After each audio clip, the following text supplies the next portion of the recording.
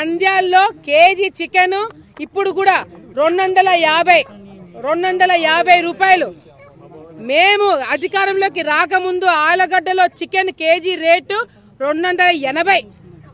ఇప్పుడు మేము అధికారంలోకి వచ్చిన తర్వాత ఆలగడ్డలో చికెన్ రేటు కేజీకి 170, 180. మేము అవినీతి చేసింటే ఇంకా రేటు పెరగాలే తప్ప ఎందుకు తగ్గిస్తామండి? రూపాయలు పెరగాలే తప్ప తగ్గినాయంటే దాని అర్థమైంది. రాష్ట్రంలో అందరూ దీన్ని అర్థం చేసుకోవాల్సిన అవసరం లేదు. ఆలగడ్డలో నన్ను నమ్మి ఓటేసిన వాళ్ళు, ఆలగడ్డలో నన్ను నమ్మి రాజకీయం చేసేవాళ్ళు, నా కుటుంబం కోసం కేసులు వేసుకున్న వాళ్ళు నమ్మితే చాలు. నాకు రాష్ట్రం అంతా ఓట్లేరు. ఆలగడ్డ ప్రజలకి తెలుసు గత ప్రభుత్వంలో చికెన్కి కేజీ రేట్ ఎంత ఉంది, ఇప్పుడు మేము వచ్చిన తర్వాత కేజీ రేటు తగ్గిందా లేదా? మరి తగ్గినప్పుడు మాకు డబ్బులు ఎట్లా అప్పుతాయండి? ఎట్లా అవినీతి జరిగింటుంది? ఏడైనా రేట్లు పెరిగితే కదా మాకు కమిషన్లు వచ్చేది. రేట్లు తగ్గిస్తే కమిషన్లు ఎక్కడి నుంచి వస్తాయి? ఆ మాత్రం ఇంగిత జ్ఞానం కూడా లేకుండా సాక్షి వాళ్ళు రాస్తున్నారంటే నిజంగా అంటే పాపము ఈరోజు కోళ్ళు అడిగిన దాంట్లో న్యాయం ఉంది. పాపం మీ బాబాయ్ హత్య కేసులో మీ ఇంట్లో వాళ్ళకి న్యాయం చేయలేకపోతున్నారు.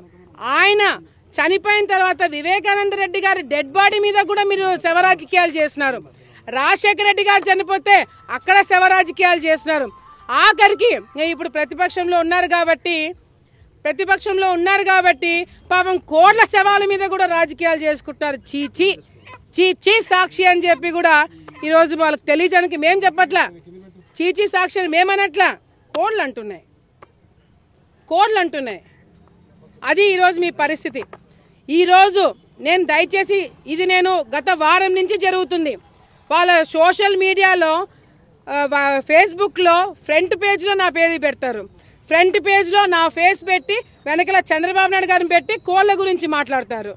సిగ్గు, ఏమాత్రమైన సిగ్గున్నా, ఏమాత్రమైన ఇంగిత జ్ఞానం ఉన్న ఒక ఆడపిల్ల గురించి ఈ రాతలు రాస్తున్నామా, అట్లీస్ట్ వాస్తవమా కాదా అని కూడా తెలుసుకోలేనంత ఓపిక లేని సాక్షి వాళ్ళకి ఈరోజు మళ్ళీ వైసీపీ రజనీ గారు మాట్లాడుతున్నారు. మీ ఇంట్లో ఆడవాళ్ళు లేరా? మీ ఇంట్లో ఆడవాళ్ళు ఉంటే మీరు ఇట్లే చేస్తారా అంటే, అమ్మ రజనీ గారు నేను అడుగుతున్నాను, మీరేనా ఆడవాళ్ళు? ఇంకా రాష్ట్రంలో ఆడవాళ్ళు ఎక్కడా లేరా? మా మీద తప్పుడు కేసులు పెట్టి మమ్మల్ని జైలుకు పంపించినప్పుడు లేదమ్మా? నా మీద, నా భర్త మీద కేసులు పెట్టి మమ్మల్ని, నాకు సంవత్సరం కొడుకున్నప్పుడు ఆ కొడుకుని ఇంట్లో పెట్టి మమ్మల్ని జైలుకు పంపించినప్పుడు లేదమ్మా ఆడవాళ్ళ గురించి మీరు మాట్లాడేది?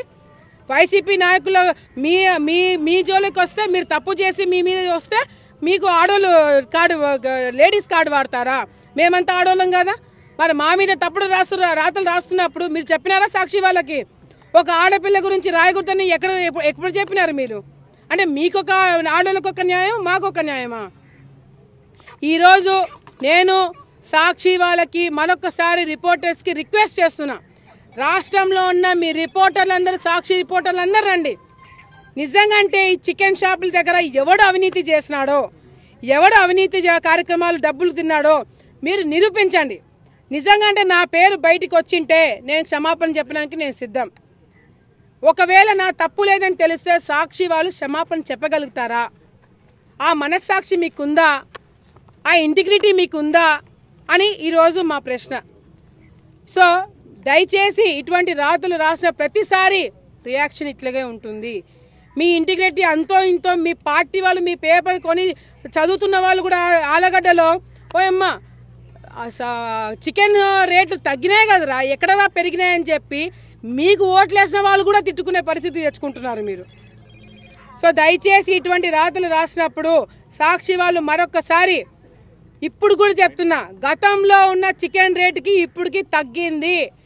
ఇది కేవలం 10 రూపాయలు 20 రూపాయలు కాదు, కొన్ని కోట్ల రూపాయలు, దాదాపుగా 40-50 కోట్లు సంవత్సరానికి సంపాదించుకుంటున్నారు గతంలో వైసీపీ నాయకులు.